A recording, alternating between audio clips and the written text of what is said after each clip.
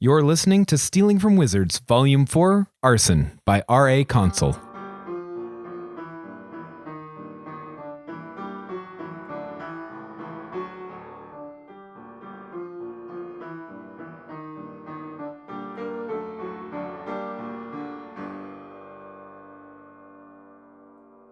Chapter 21. Pie. There are precisely two things that a dragon wants: meat and treasure. This fact makes appeasing a dragon simple so long as the tamer has unlimited access to both. The approach of solstice came with the promise of holiday, but also a problem. It was the same problem it came with every year, so it shouldn't have surprised anyone. But it was a problem so familiar that it had its own key and would just sneak in while nobody was looking and not be noticed until it had already been staying for nearly a month. That problem was gifts. People got them for close relations, and for distant relations with the hope of turning them into closer relations, and occasionally for enemies with the aim of appeasement, and sometimes for strangers who just happen to be connected to someone in one of the previous categories, and it's best to include them in the gifting or risk offense. It was all terribly complicated and potentially ruinously expensive. Kuro preferred when he had only really known 3 people, and those people had rock-bottom expectations of him. He compiled a list of those whom he wanted to give gifts to, those who might expect gifts from him, and those it was worth giving one to regardless as an investment in personal safety. It filled most of a page and included a queen, 3 to 4 Norns, a dragon, and an azalea. The last of those was giving him trouble. The issue was that he didn't know which category she fell into anymore. He'd thought she was a former enemy with whom he was keeping the peace. That's why he'd given her a gift the year before.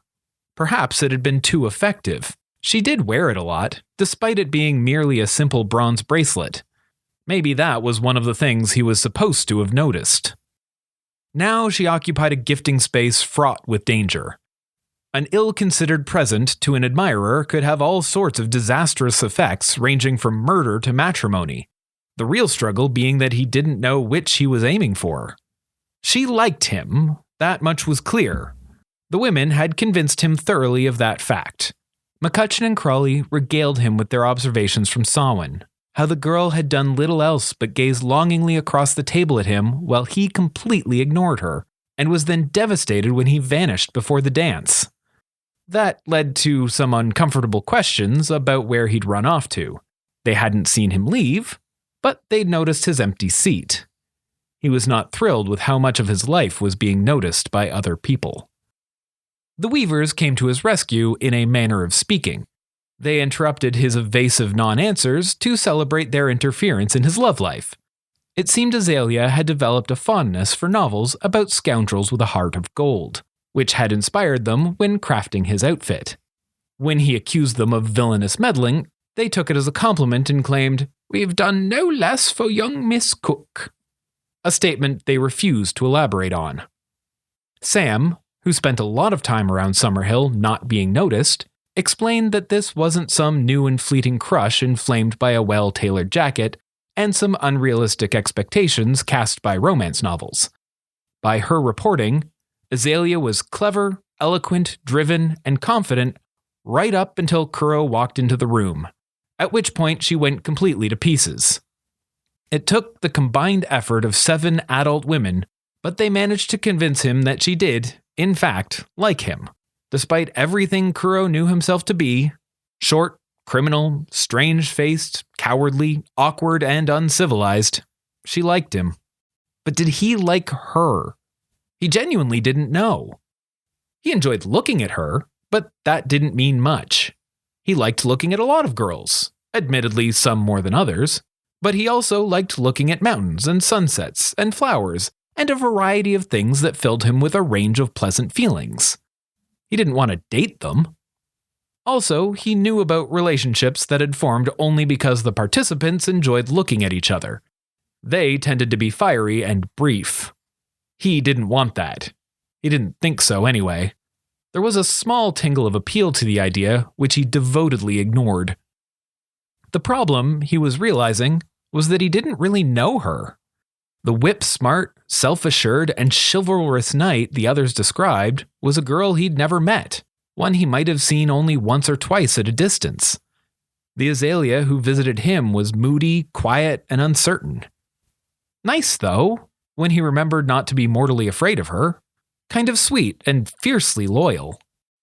Romance, as a whole, was something he'd set aside as the sort of thing other people did, like pleasing their parents or growing out of old clothes before they wore out. It just wasn't something Kuro imagined ever having to worry about. Things like that didn't happen to people like him. He wasn't even human. Well, that wasn't holding Arthur back. Half of Avalon seemed to want to go on a date with him. If Azalea wanted to date a half-Luton monster, that was her business. But what did he want? He didn't know. He couldn't know. It was like being handed the menu at Samhain. The offering sounded delightful, but there was no way to know until after he took a bite whether he'd enjoy it. But soup couldn't have its heart broken if it was shoved aside after a single slurp. Pies, he decided. Everyone was getting pies. From ancient dragons and fate spinners, all the way down to annoying knight commanders of the canine unit of the Royal Guard. Even confused knights who had become smitten with a thief. They were all getting pies. Some might get slightly nicer pies, though. There wasn't really enough time to make that many pies. There were only a few days left before the ferry took everyone away for the holidays. But with some careful scheduling and substantial sleep deprivation, he could get enough done before the break started and send the others after in the mail. He rolled out enough pastry to make a full-size statue of himself and stripped the island of every ripe fruit it had to offer. That is to say, there was no chance his spellcraft assignment was ever getting done. Delivering pies on the day before the ferry came brought Kuro a kind of joy he hadn't known existed. Joy was generally lumped all into one category, probably for linguistic convenience, but that concealed the many varieties available. Having lived a life lacking of most of them, it was always a delight to discover a new one. That delight in itself being one of the nuanced forms joy can take. This newly discovered joy was in giving people something they liked, and everyone liked receiving a pie. Merle responded with an, "Oh, you shouldn't have," said with thick undertones of, "You definitely should have, and if it's not too much trouble, maybe you should again." After Ms. McCutcheon was done lecturing him for knocking on her office window instead of her door and skipping class to hand out presents, she conceded to taking the delivery and said, "Danny and I will enjoy these very much," in a manner that implied Danny might never see so much of a flake of the pastry. Ms. Crawley demanded he share a slice with her. He tried to refuse, but she was insistent. Also, hers was one of the nicer ones. Strawberry with a thin layer of custard and graham crust. He encountered the Norns by chance in the autumn quarter, or at least what seemed like chance because they were wandering together along a rarely used trail, and there was no way he could have known they'd be there. What was and wasn't chance with the Norns was awfully blurry. In his surprise at running into them, he took a moment to notice that the number was wrong. It didn't help that the fourth with them was skilled at going unnoticed when she wanted due to years of experience as Avalon staff. Sam walked with the women. The swift fox, dirty blonde with piercing eyes that seemed to have seen more of the world than anyone should have by her age, walked a few paces behind the other foxes. Of course. It was plain as day when he saw them together, obvious in hindsight. "We can't take a pie at the moment," said White, refusing the gift. "Though we'll be eager for a treat tomorrow, I'm certain," said Red. "We've a ritual to conduct," said Black meaningfully. "A new member to induct," said White. "I guess that's me," said Sam, out of rhythm with the others. He wasn't certain what to say to that. He was pretty sure he was happy for her. She'd been a runaway, begging beside him on the streets of Detritus ages ago. She was one of the lucky ones who got out, found another way to survive that had warmer beds and regular meals. Even so, she spent most of her life pretending, wearing a uniform like a costume so she could look the part and make others believe that she belonged. In that way, she was much like Kuro, another child of the lane playing dress-up among fancy folk. He settled on, "Good luck."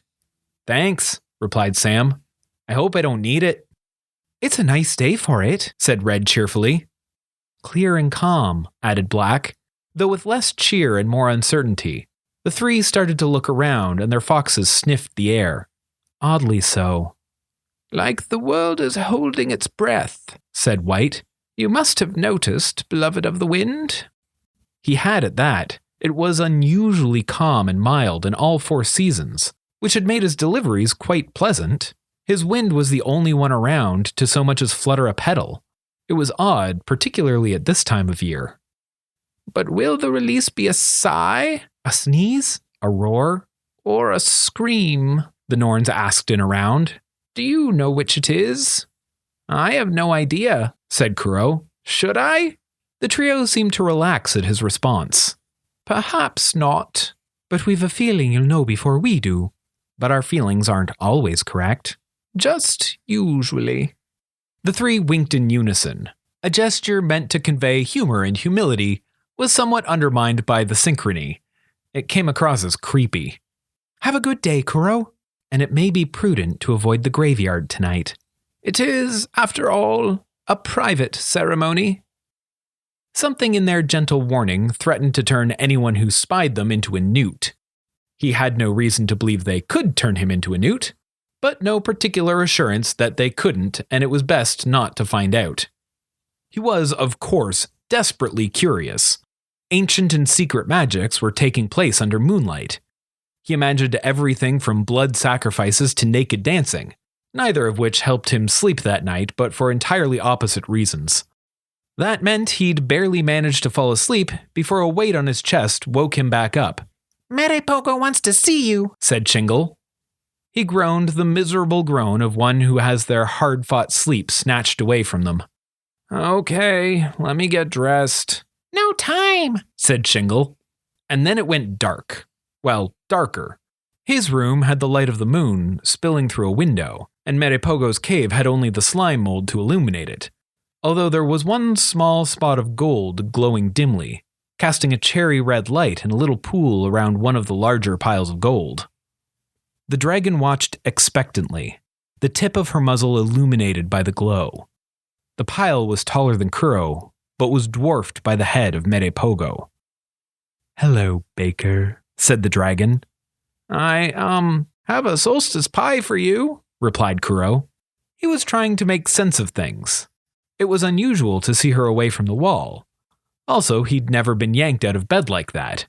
Wonderful, she replied. My daughter will be hungry. Daughter? asked Kuro, a flicker of understanding growing along with the glowing spot on the gold.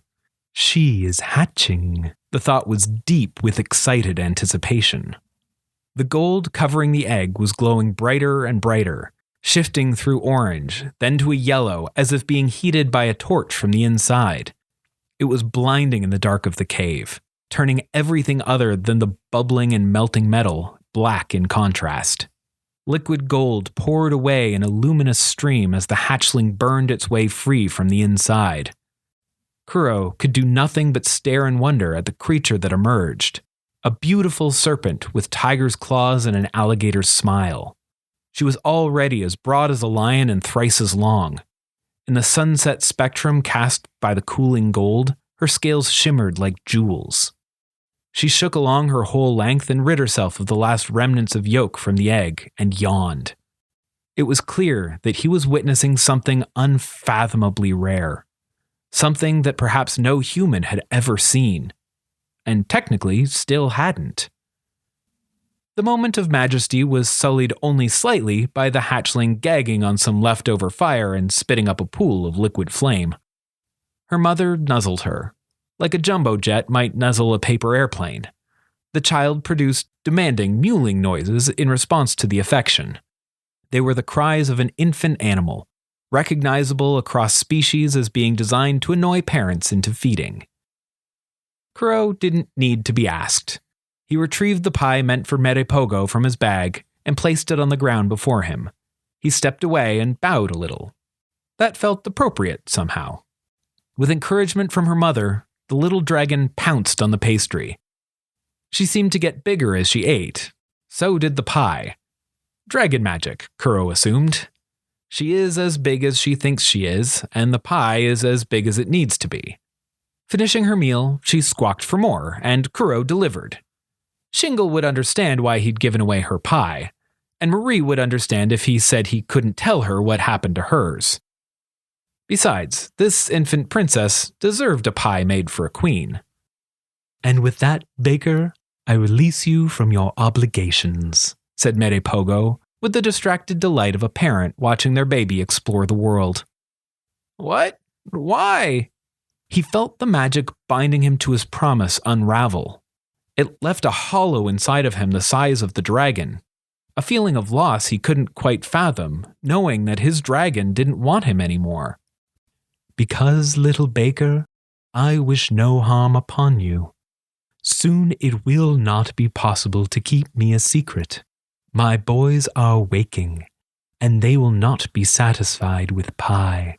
They will burrow up to the surface to hunt, and I shall follow. The Luton tell me wizards have settled the lands above me. They have built a school, yes? They call it Avalon? It might be wise if they were not there when my sons emerge. It is best they do not develop a taste for wizard flesh. All around the cave, dim spots of glowing red were starting to appear on the dozens of piles of gold.